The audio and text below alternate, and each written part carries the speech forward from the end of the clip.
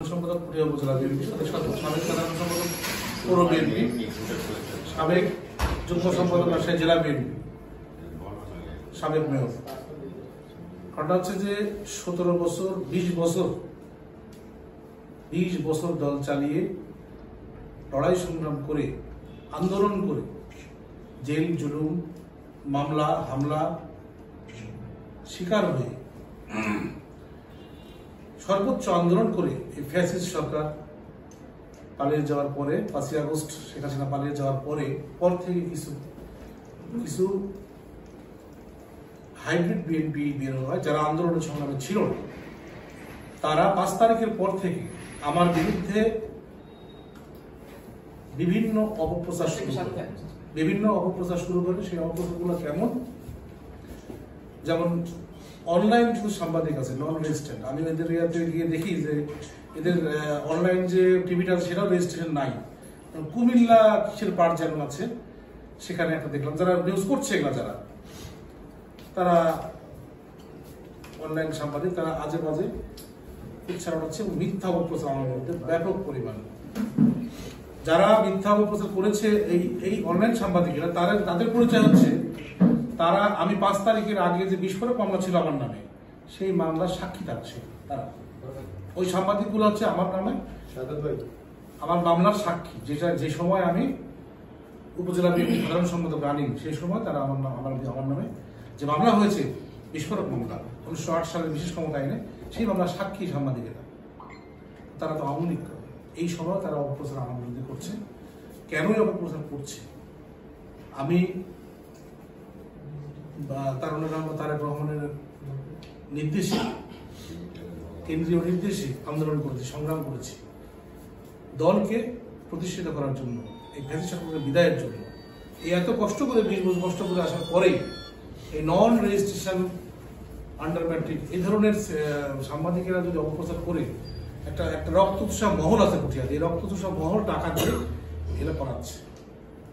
এটা তো মূল বিষয়টা, এটা তো মূল বিষয়, আমার বিরুদ্ধে অপপ্রচার। সেই জন্য একটা ঘটনা ঘটছে পুঠিয়াতে, খুব কেন্দ্র করে। আমি যেটা জানি না, আমি জ্বরে বাসায় পড়ে আছি, ঘটনা শেষই হয়নি, টিভিতে প্রচার হচ্ছে যে মোহাম্মদ আলম খানের সন্ত্রাসী হয়ে গেছে, ঘটনাই শেষ হয়নি, তার রিপোর্টার এখানে পৌঁছায়নি। এই যে অপপ্রচার, এই অপপ্রচারের বিরুদ্ধে এবং অপপ্রচার বন্ধের জন্য, এবং আপনারা সাংবাদিকরা যারা আছেন সম্মান রয়েছে, অনেক ভালো আপনার সাংবাদিকতা অবশ্যই সম্মান করি, সম্মানজনক একটা কথা। অবশ্যই আপনারা সত্যটা জেনে লিখতে হবে। প্ররোচনায় পরে টাকা খেয়ে ঘট করে লিখে ফেললেন যে পুঠিয়ার গডফাদার মামুন, অত কিছুই নয়। এই কোনো কিছুর সাথে আমি সম্পৃক্ত না, অনেস্টলি বলছি, কোনো কিছুর সাথে আমি সম্পৃক্ত না। গত পরশুদিন যে গন্ডগোলটা হয়েছে, এই বিষয়ে আমি জানি না ছাত্র যুবদলের 2 গ্রুপে কি হয়েছে না হয়েছে।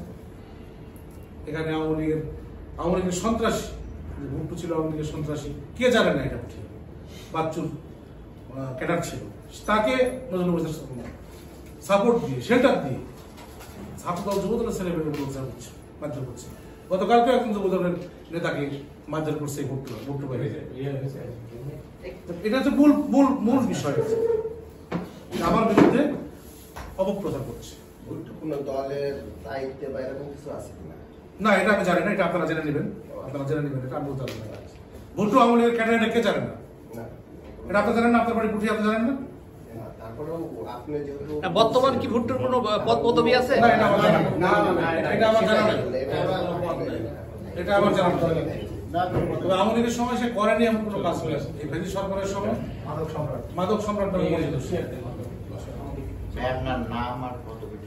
আমার নাম মোহাম্মদ আল মামুন খান, আমি সাবেক সাধারণ সম্পাদক উপজেলা বিএনপি, সাবেক সাধারণ সম্পাদক পৌর বিএনপি, সাবেক যুগ্ম সম্পাদক রাজশাহী জেলা বিএনপি।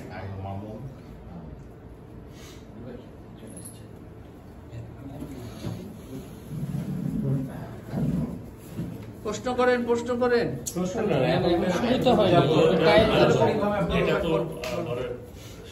এখন প্রশ্ন উত্তর করেন, মূল বক্তব্যটা পরে দেব।